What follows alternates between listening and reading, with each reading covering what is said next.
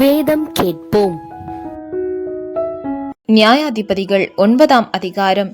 எருபாகாலின் குமாரன் அபிமெலேக்கு சீகேமில் இருக்கிற தன் தாயின் சகோதரனிடத்திற்கு போய் அவர்களையும் தன் தாயின் தகப்பனுடைய வம்சமான அனைவரையும் நோக்கி, எருபாகாலின் குமாரர் 70 பேராகிய எல்லாரும் உங்களை ஆளுவது உங்களுக்கு நல்லதோ?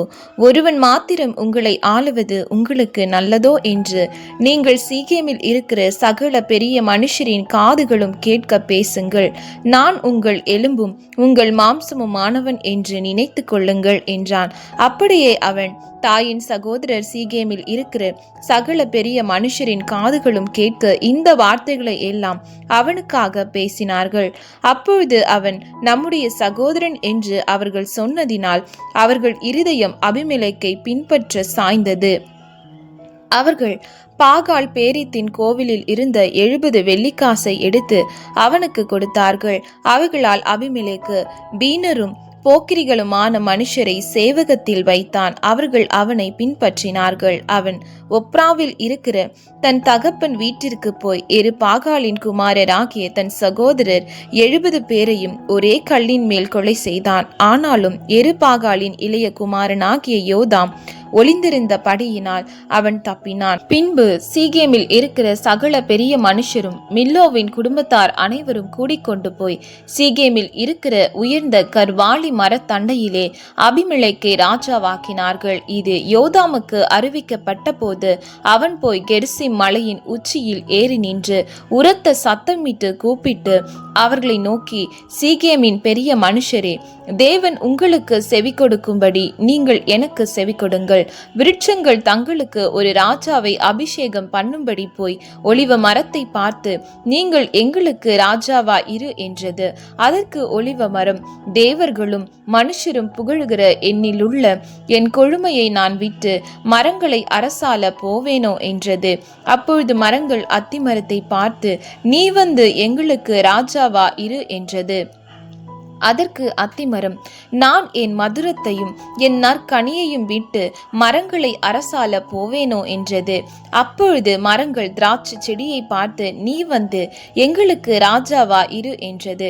அதற்கு திராட்சை செடி, தேவர்களையும் மனுஷரையும் மகிழ பண்ணும் என் ரசத்தை நான் விட்டு மரங்களை அரசால போவேனோ என்றது. அப்பொழுது மரங்கள் எல்லாம் முச்செடியை பார்த்து, நீ வந்து எங்களுக்கு ராஜாவா இரு என்றது. அதற்கு முச்செடியானது மரங்கள் பார்த்து, நீங்கள் என்னை உங்களுக்கு ராஜாவாக அபிஷேகம் பண்ணுகிறது மெய்யானால் என் நிழலிலே வந்தடையுங்கள். இல்லாவிட்டால் முச்செடியில் இருந்து அக்கினி புறப்பட்டு லீபனோனின் கேதுரு மரங்களை பட்சிக்க கடவது என்றது. என் தகப்பன் உங்களுக்காக யுத்தம் பண்ணி தன் ஜீவனை எண்ணாமற் போய் உங்களை மீதி ஆணையரின் கையினின்று ரட்சித்தார். நீங்களோ இன்று என் தகப்பனுடைய குடும்பத்துக்கு விரோதமாய் எழும்பி அவருடைய குமாரரான 70 பேரையும் ஒரே கல்லின் மேல் கொலை செய்து அவருடைய வேலைக்காரியின் மகனாகிய அபிமெலேக்கு உங்கள் சகோதரனான படியினால் அவனை சீகேம் பட்டணத்தாருக்கு ராஜாவாக்கினீர்கள். இப்பொழுதும் நீங்கள் அவனை ராஜாவாக்கின செய்கை உண்மையும் உத்தமமான செய்கையா இருக்குமானால் நீங்கள் எருபாகாலையும் அவர் குடும்பத்தாரையும் நன்மையாக நடத்தி அவர் கைகளின் செய்கைக்கு தக்கதை அவருக்கு செய்து இப்படி இந்நாளில் அவரையும் அவர் குடும்பத்தாரையும் நடத்தினது உண்மையும் உத்தமமாய் இருக்குமானால் அபிமெலேக்கின் மேல் நீங்களும் சந்தோஷமா இருங்கள், உங்கள் மேல் அவனும் சந்தோஷமா இருக்கட்டும்.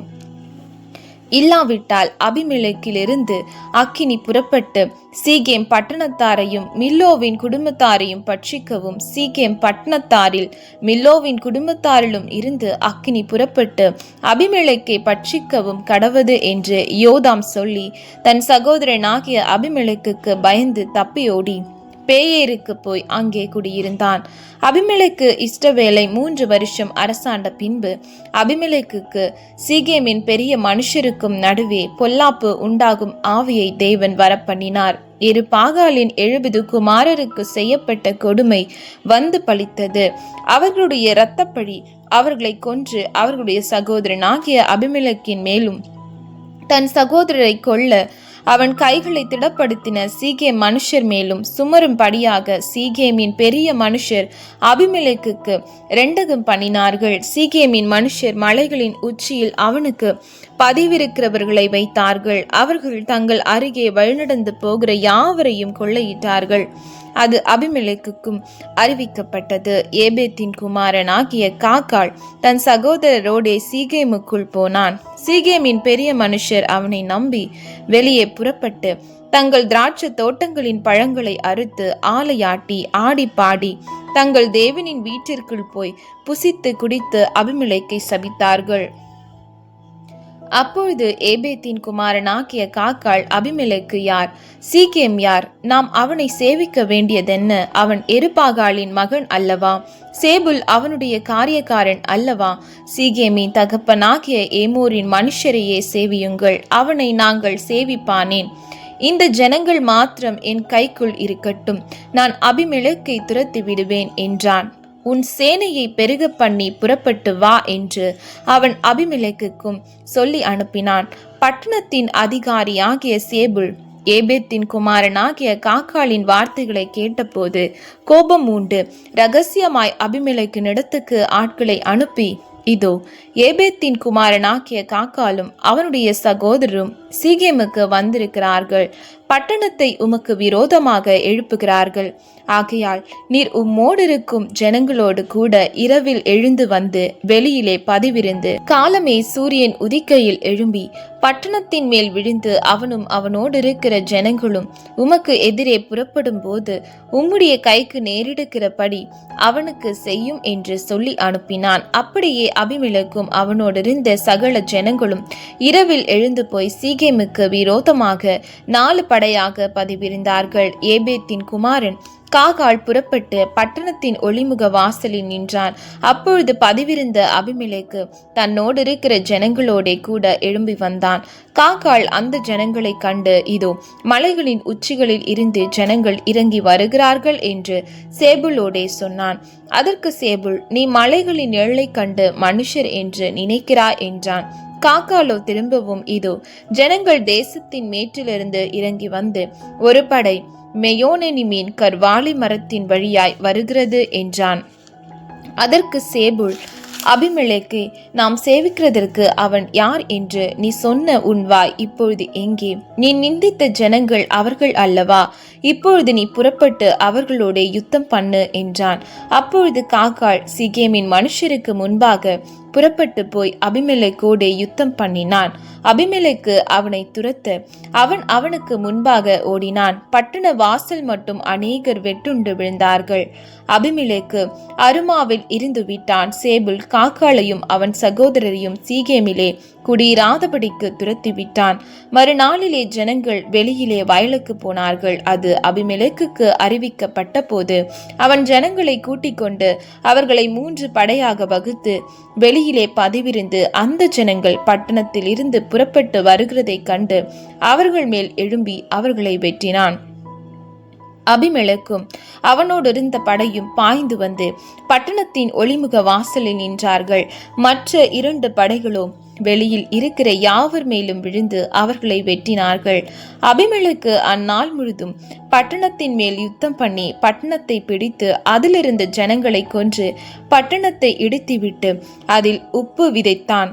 அதை சீகேம் துருகத்து மனுஷர் எல்லாரும் கேள்விப்பட்ட போது அவர்கள் பேரே தேவனுடைய கோவில் அரணுக்குள் பிரவேசித்தார்கள்.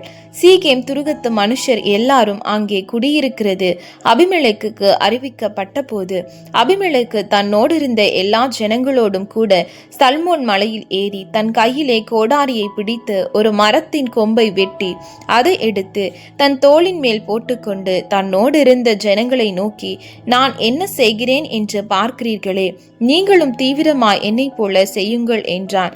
அப்படியே சகல ஜனங்களும் அவரவர் ஒவ்வொரு கொம்பை வெட்டி அபிமெலேக்குக்கு பின் சென்று அவைகளை அந்த அரணுக்கு அருகே போட்டு அக்கினி கொளுத்தி அந்த அரணை சுட்டு போட்டார்கள். அதனால் புருஷரும் ஸ்திரீகளும் ஏறக்குறைய 1000 பேராகிய சீகேம் துருகத்து மனுஷர் எல்லாரும் செத்தார்கள். பின்பு அபிமெலேக்கு தேபேசுக்கு போய் அதற்கு விரோதமாய் பாளையம் இறங்கி அதை பிடித்தான். அந்த பட்டணத்தின் நடுவே பலத்த துருகம் இருந்தது. அங்கே சகல புருஷரும் ஸ்திரீகளும் பட்டணத்து மனுஷர் அனைவரும் ஓடி புகுந்து கதவை பூட்டிக் கொண்டு துருகத்தின் மேல் ஏறினார்கள். அபிமெலேக்கு அந்த துருகம் மட்டும் வந்து அதன் மேல் யுத்தம் பண்ணி துருகத்தின் கதவை சுட்டெரித்து போடும்படிக்கு அதன் கிட்ட சேர்ந்தான்.